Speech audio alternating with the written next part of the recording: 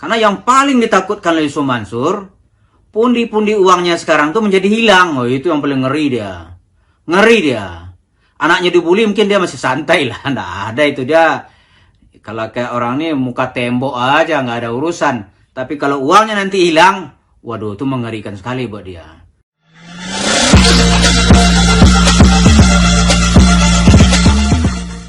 Para pemirsa, seperti kita ketahui tanggal 18 Februari yang lalu, itu kan jemaah Masjid Darussalam Cibubur mengajak Yusuf Mansur untuk bermubahalah.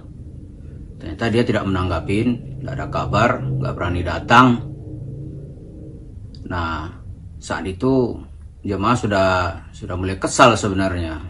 Tapi ya oke lah, dia masih melihat nih figur Ustadz. Setidaknya begitulah dalam pandangan masyarakat di saat itu. Bukan kita menganggapnya Ustadz sih, tapi minimal ya aranjemennya saat itu aranjemen Ustadz.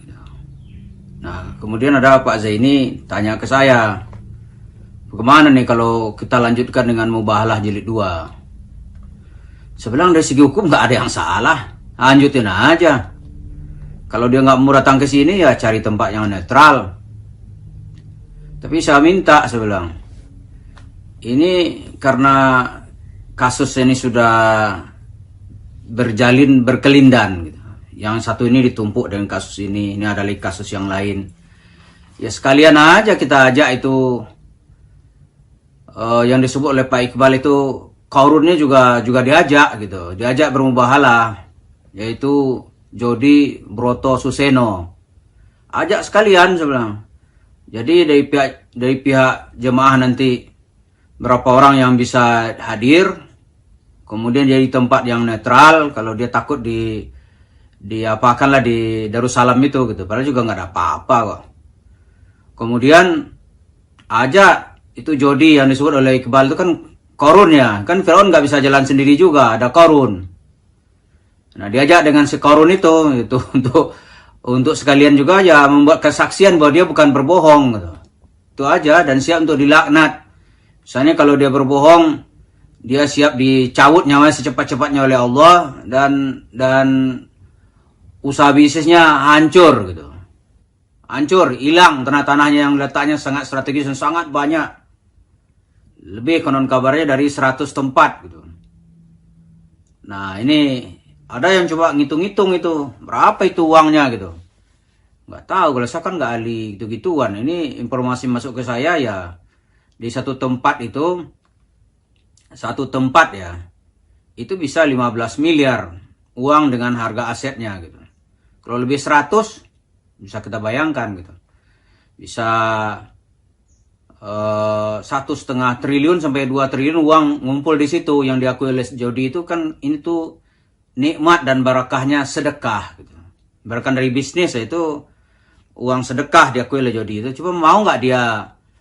Saya bilang ke Pak Zaini, ya diajak aja. Kalau saya sih siap aja hadir, saya bilang.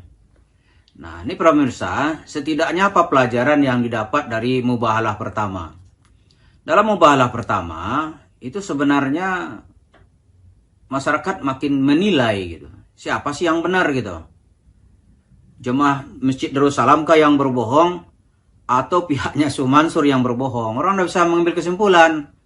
Nah, kalau sebenarnya dia tokoh simbol gitu, oh itu rusak nama itu suatu hal yang sangat berat. Mesti datangin gitu. Kalau ada yang memfitnah, tuntut sekalian gitu.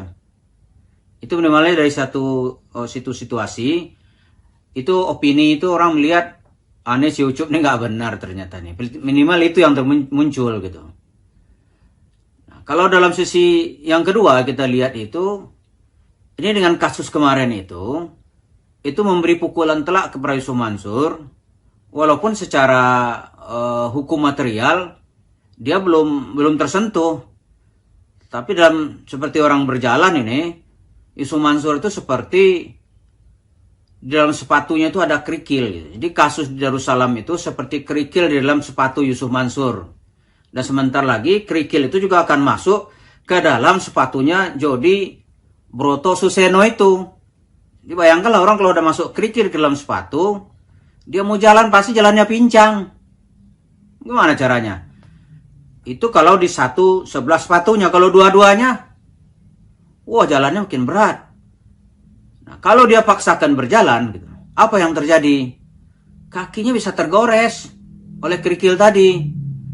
Kalau tergores, lama-lama kena virus. Nah, virus itulah nanti yang akan menggerogoti seluruh tubuh Yusuf Mansur. Dari virus itu badan menjadi panas, ya kan?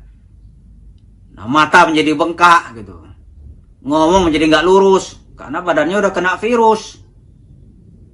Nah, dalam politik itu orang kalau paling takut dulu tuh kalau zaman Orde Baru itu kata dia ketika itu kasus Timur Timur di saat itu seperti kerikil di dalam sepatu, kata Ali Alatas. Nah, sekarang kasus Darussalam itu seperti kerikil di dalam sepatu Yusuf Mansur.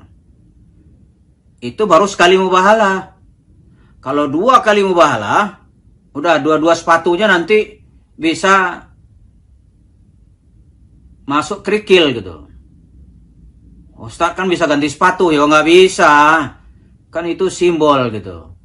Tapi jalannya nanti akan pincang. Jalannya nggak bisa lurus lagi. Maka secara opini, Yusuf Mansur itu terjepit. Bagaimana nuduh orang bohong, nuduh orang memfitnah, nuduh orang aneh sabar. Tapi lihat mukanya itu, nggak ada muka orang sabar itu. Matanya bengkak. Kalau nggak percaya, panggil itu ahli-ahli psikologi itu. Coba ini mata orang kayak ini kayak apa ini gitu.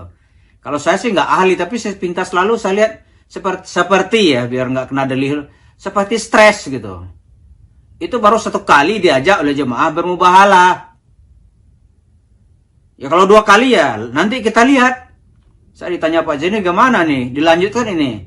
Kalau menurut saya lanjut aja, itu tidak ada implikasi hukum, tidak melanggar hukum gitu. Tapi itu memberikan pukulan telak.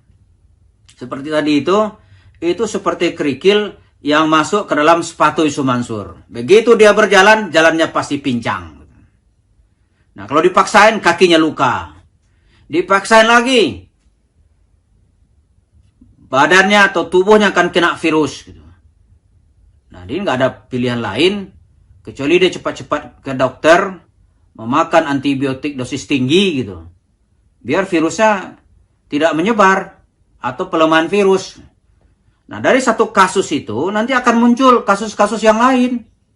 Karena yang paling ditakutkan oleh Yusuf Mansur, pundi-pundi uangnya sekarang tuh menjadi hilang. Oh, itu yang paling ngeri dia. Ngeri dia. Anaknya dibully mungkin dia masih santai lah. Nggak ada itu dia. Kalau kayak orang ini muka tembok aja nggak ada urusan. Tapi kalau uangnya nanti hilang, waduh itu mengerikan sekali buat dia. Loh kita gimana? Ya kita nggak ngeri. Kenapa? Kita nggak ada uang. Tapi kita membicarakan ini bukan karena minta uang, bukan itu. Tapi itulah yang kita lihat seperti diceritakan Pak Iqbal. Yang paling mengerikan dia itu adalah kalau uangnya hilang. Nah sekarang kita lihat dengan desakan mubahalah ini akan ada mubahalah jilid 2. Dan nanti setelah mubahalah itu ada kelanjutannya. Karena dari segi hukum Islam itu setelah mubahalah ada namanya tahkim. Enggak selesai begitu aja. Ada namanya tahkim. Ya, atau yang paling ringan namanya arbitrase gitu. Itu diakui oleh negara kita juga mengakui itu. Nah, ini sekarang dicoba dulu dengan mubahalah jilid 2 ini akan merupakan pukulan telak lagi bagi Yusuf Mansur. Karena dia secara opini makin terjepit. Dalil apa lagi dia? Nggak ada, orang nggak percaya udah dalil apa gitu. Ada misalnya ustaz-ustaz kampung mencoba bela-bela gitu. Tasawuf lah dalilnya, mencomot ayat, tapi Rasul nggak kepercaya. Coba tuh dihadapkan kepada ulama-ulama yang mumpuni gitu. Dalilnya sesung mentah itu, nggak ada cerita itu. Nah sekarang dengan cerita mubahalah pertama, Yusuf Mansur berjalan seperti kakinya ada di dalam sepatunya ada kerikil gitu. Mubahalah kedua nanti 2 sepatunya ada kerikil, jalannya makin pincang dan lamban. Jadi mudah-mudahan kita lihat upaya selama ini dari masyarakat itu nampak hasilnya, walaupun belum maksimal. Jadi teruslah memperjuangkan nasib, mudah-mudahan Allah akan menolong orang-orang yang menolong.